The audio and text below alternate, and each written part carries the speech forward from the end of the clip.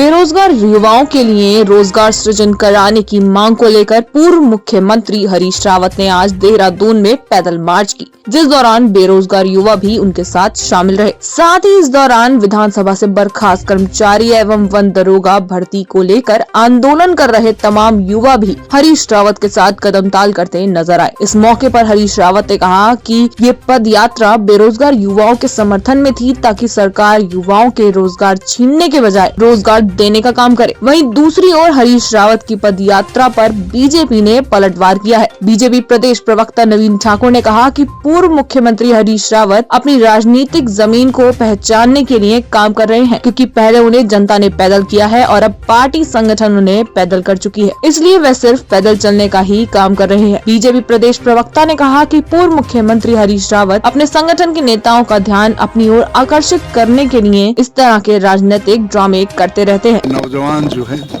जिनको सरकार भटका रही है, सरकार की नीतियां भटका रही हैं, जो उनकी अवहेलना के शिकार हैं, 85,000 के करीब पद रिक्त हैं, लेकिन कोई कदम सरकार की तरफ से उठ नहीं रहा है। बल्कि पिछले साल जितने लोगों की नौकरी लगी नहीं, उससे ज़्यादा लोग जो नौकरी पर थे वो निकाल करके वो सड़कों पर आ गए।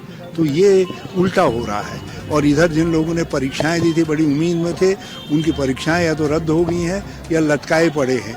कहीं कुछ नौजवान ऐसे हैं जिनका अध्याचन कुछ हो रहा है, संख्या जैसे सिविल डिप्लोमा होल्डर्स का है, और जब परीक्षा का मौका आ रहा है तो पता चला है कि नहीं, वो तो अध्याचन उन सिविल पोस्टों का वापस ले लिया गया।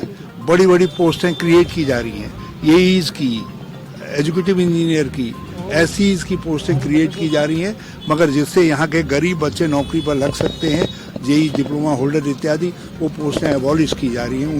उनकी कीमत पर बड़ी पोस्टें निकाली जा रही हैं। शिक्षा के अंदर वही आलम हो रहा है।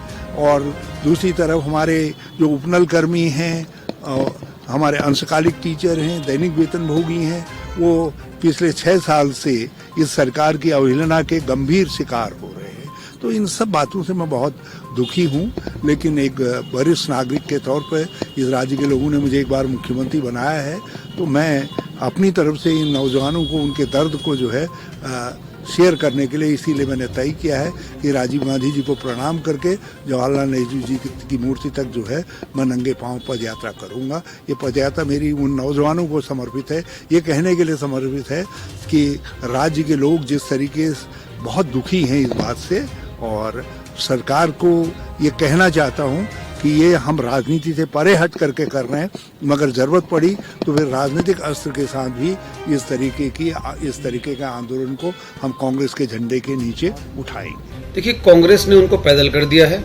पहले इस प्रदेश की जनता ने उनको पैदल किया, फिर अब उन्हीं की संगठन ने उनको पैदल कर दिया है। तो अपने संगठन का अपनी और ध्यान आकर्षण करने के लिए हरीश रावत जी इस प्रकार कर रहे हैं। हरीश रावत जी भली भांति जानती है कि ये सरकार लगातार अपने युवाओं के लिए, मातृशक्ति के लिए और प्रदेश के प्रत्येक नागरिक के लिए जो है काम कर रही है। उसके बावजूद वो इस प्रकार का जो है प्रपंच करते हैं, तो केवल और केवल छोटी लोकप्रियता हासिल करने के लिए, ताकि उनके संगठन के लोग उनकी ओर ध्यान दें।